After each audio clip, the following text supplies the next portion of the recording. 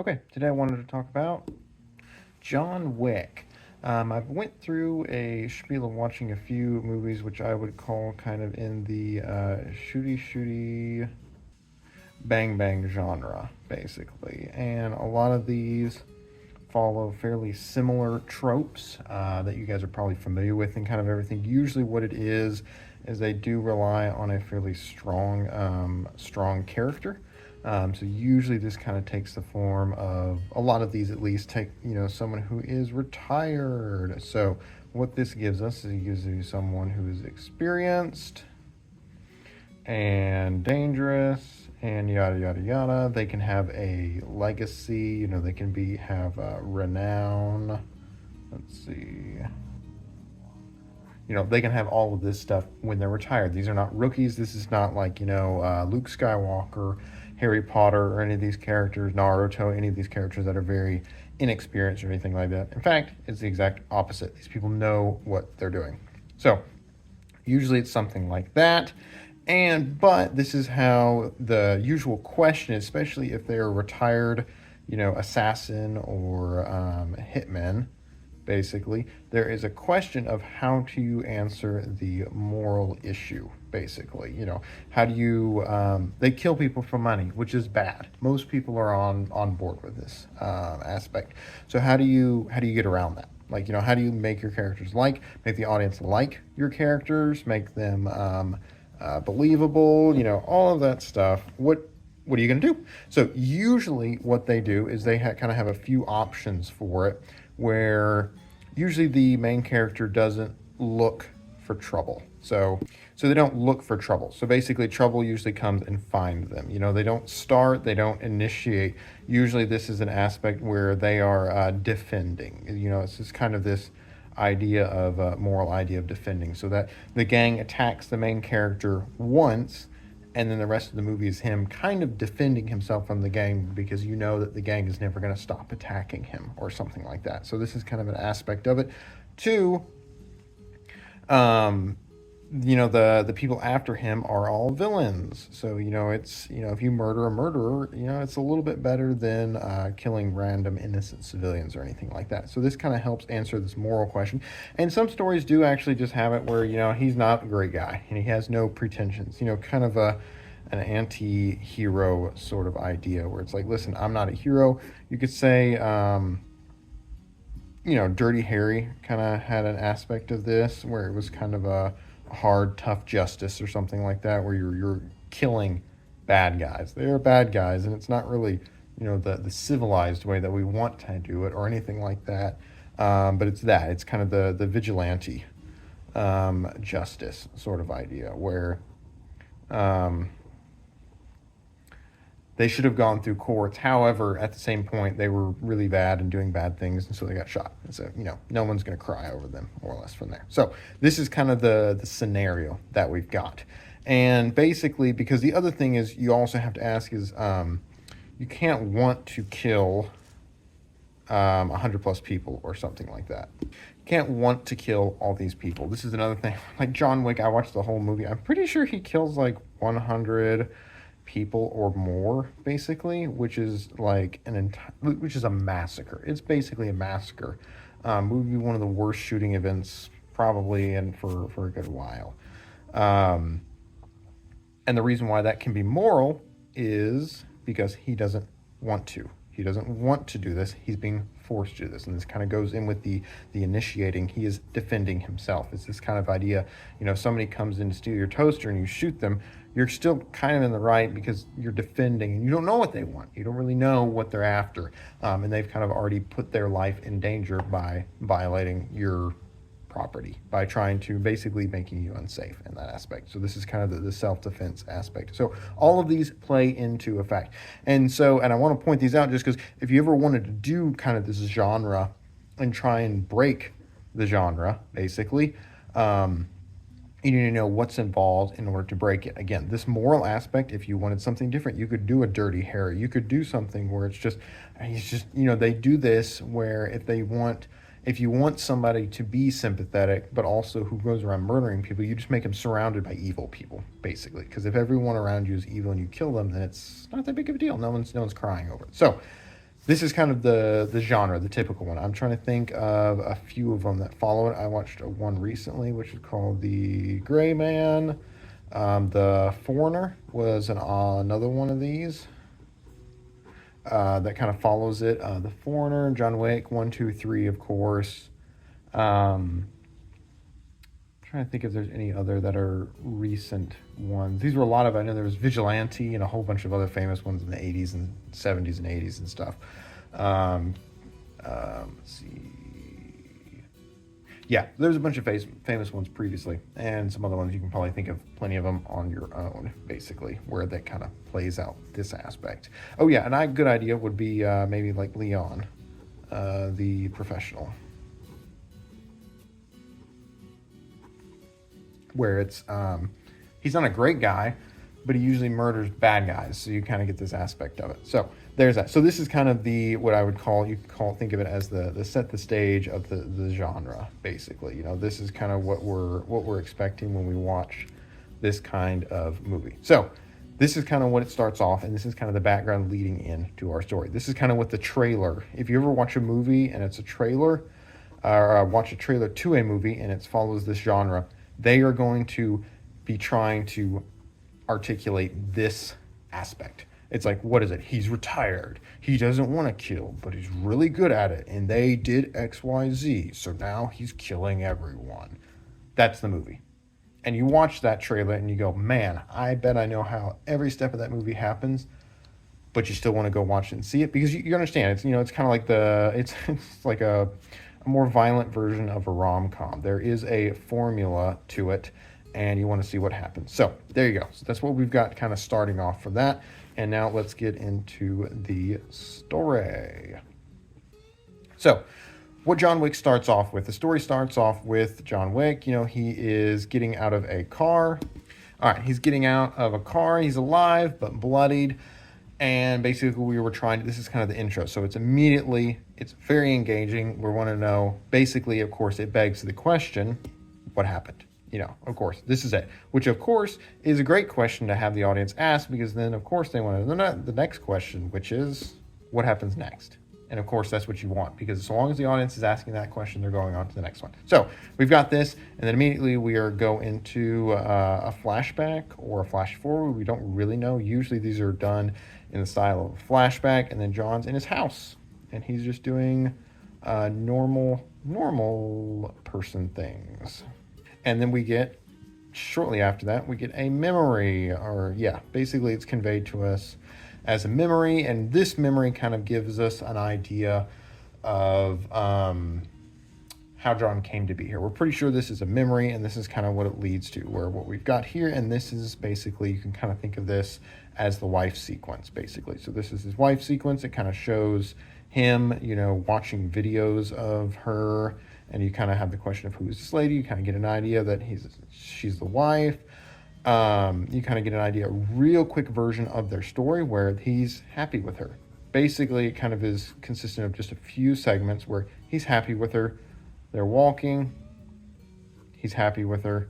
They're walking. And then she collapses, basically. She falls down, and it's one of those where it's like, oh no, what's going on, basically. Then they go to the hospital, and then they do that beep. They do that basically the whole beep beep thing, and then of course it flatlines, and then you get the idea that it's shown that she dies. And so what this does is this kind of sets, again, we haven't learned anything about John so far. Zero character directly about John, but what this does is it indirectly tells us about him. So one of the things that it really kind of gives us a hint to is it makes us sad for him. Makes us feel bad for him. And this is how we are creating sympathy. Because we've all had loved ones who have died, or we will, and we can imagine what it would be like and how sad we'll be. So this is creating sympathy, which means he's endearing to us. So this sympathy equals we will care about John. And we'll want him, of course, the opposite of this, we will want him to be happy. We'll want him to be happy. And this part comes in pretty key later on. It also gives you an idea of his wife. He loves his wife. it really conveys that idea. So he does that. He goes to a funeral. Then we go to the funeral of said dead wife, basically. Okay, so John's there. He's sad. Everybody else is there. And you kind of, again, we still haven't introduced who John is much or what he does, but this is just kind of the beginning for it. So he goes here. He meets an old friend. And again, this is the part where we're trying to figure out, again, we do have to tie back into this what happens next, because the audience is trying to figure out what happens and kind of where this all goes. So he meets an old friend and they say some ambiguous stuff. And again, this kind of asks a lot of questions. All we're doing at this point of the story as we're trying to engage the audience and pull them in is we're just asking questions. It's asking questions. It's a hint of things to come. And in this one, it's really dumb. We don't know if it's if it's just being, annoyingly ambiguous or if it's ominous. We don't know if this guy's a good guy or a bad guy. We really don't know. We haven't figured that out yet. So we're trying to kind of get a better handle on this part and trying to figure out what does this mean? What does this mean? Again, we're trying to answer these questions. And so then we go then it's after the funeral and he gets, a package. All right, package arrives and he opens it, and inside is, you guessed it, a dog, along with a letter from his wife saying, "Dear John, I love you. This is a gift. I'm dead. You've got this gift. You always needed something to take care of, someone to love and someone to take care of. So here's this dog. Look after him, and so you won't be alone." And again, this is like, oh my gosh, this is really sad. It's actually really good. It's a really well done scene. But again, it's adding this sad, and of course it reinforces this idea of John. We want him to be happy. This is what you're trying to elicit in your audience, especially because, as anyone who's seen the movie or seen the trailer, we're going to rug pull the shit out of this. We're going to actually hard reverse this, and so this is what we've got. So we want John to be happy. Again, for people who knows what's going to happen, this is going to be key. So we want John to be happy, and we've given him a dog to make him happy. Isn't that great? So he goes through, he feeds the dog, and you kind of get this idea of, okay, despite the fact that his wife is dead, John's kind of catching a break. And so far, at about here, we are 10 minutes into the movie. I always like to do this just to kind of give an idea of where the pacing of the movie is. So far we're 10 minutes and kind of, we've got a decent amount happening. We went through bloody, the memory of the wife, the funeral, the sad, she's dead, all this, meets old friend, ominous, ambiguous, yada, yada, yada. John's catching a break. This is 10 minutes. All right, there we're at. Boom. And it's not bad. So yeah, again, we're trying to keep luring the audience in, because what you want is you want to see what's going to happen, what happens next. Want to see where this is leading. So this is what we go. He goes off to, so again, we're 10 minutes into the movie, but nothing action-y is happening. We're still trying to laying breadcrumbs, trying to get our audience to figure out where and what's going to happen from here. So he's got this, so he goes to get feed dog, basically. Get some food, basically kibble for the dog. And while driving, he meets, I try to draw that one guy who's not Theon Greyjoy. He's the other guy who he has this smile basically for it. So he meets Russians, at the gas station when he's filling up. And this kind of gives you this antagonism where, they want to buy the car, John's car, because it's this sweet 69 Mustang. And all this, John doesn't want to sell it, and he kind of blows them off, and then he drives off, basically. And that's kind of the last of that. Again, we're laying breadcrumbs. So we don't know, if you kind of remember, we had this old friend who's doing ominous things or saying ominous stuff. We don't know if it means anything. This kind of works with the same thing with the Russians. We don't know if this means anything. It's not immediate whether or not this means anything. Are these Russians going to show up again? Anything like that. We don't really know if this directly means something. So either way, it's a disengage, and they drive off. John drives off. And John rides around. He's kind of trying, he goes to that driving track, I think, trying to deal with the anger and sorrow, dealing with his wife's death. So this is kind of what he's dealing with. And then he comes back to his house, and then the Russians, this guy and his buddies ambush John and kill the dog.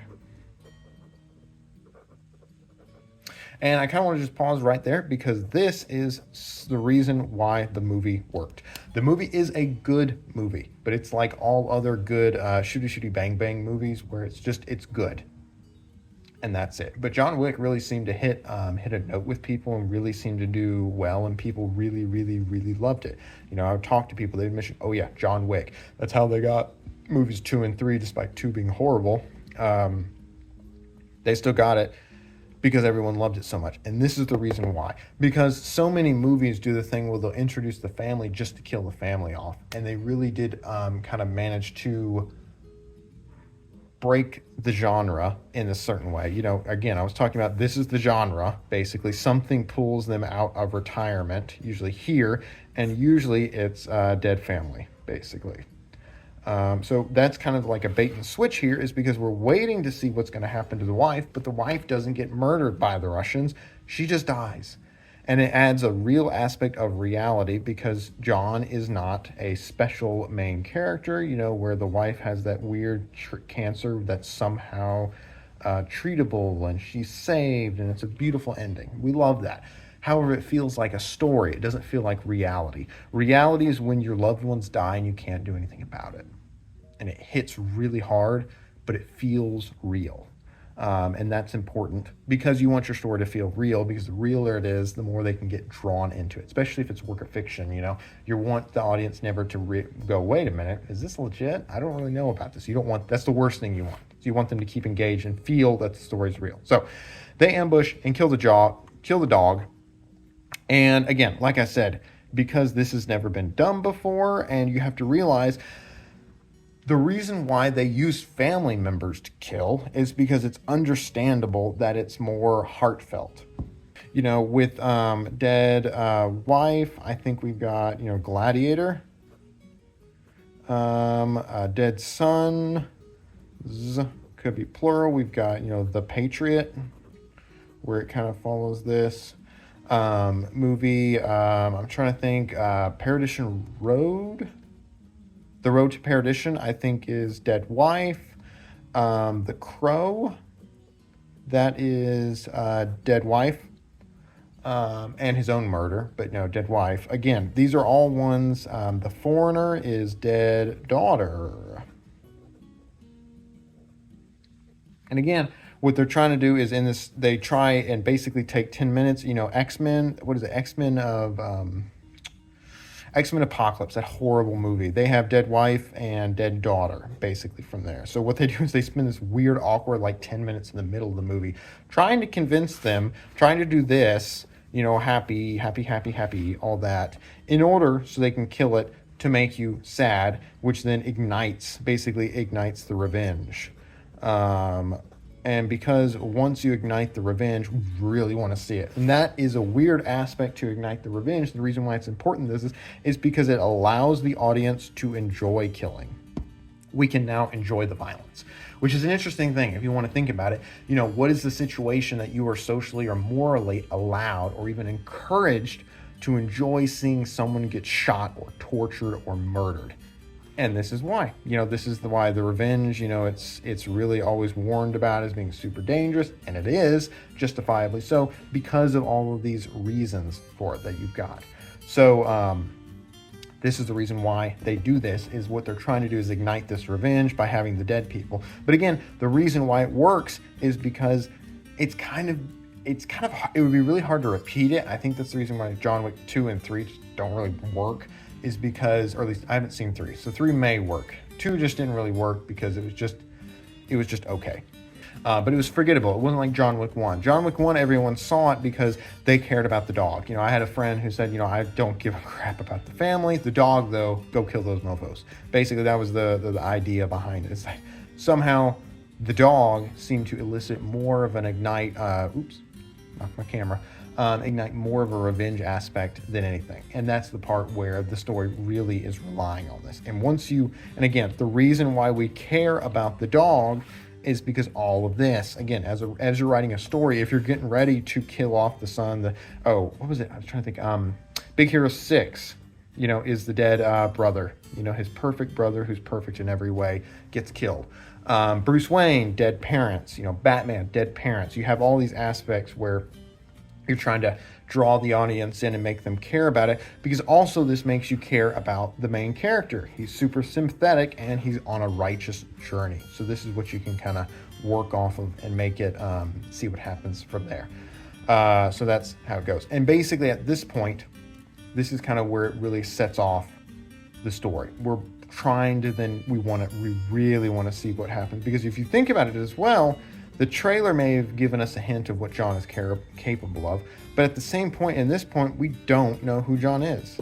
We don't really know what he's going to be doing. So this is what then transfers. So once we care about the dog, we care about John, and they kill him, now we want to see what John's going to do. And this is another great thing, because it still answers or asks this question, these important questions right here. What happened? What happens next? We know what happens. The rest of the Rooskies, but yeah, killed the dog, dead dog, and now we're sad and we're mad, and now we want to see what John will do. And I'll probably talk about this in the next one, because once you set at this point, now you're basically setting off this aspect for a pretty decent payoff. But again, you're setting this up. So we'll probably in the next one talk about how this payoff comes to fruition and kind of how you cash in all of this buildup that you're doing. So either way, yeah, I hope you guys enjoyed this, and I will see you in the next one.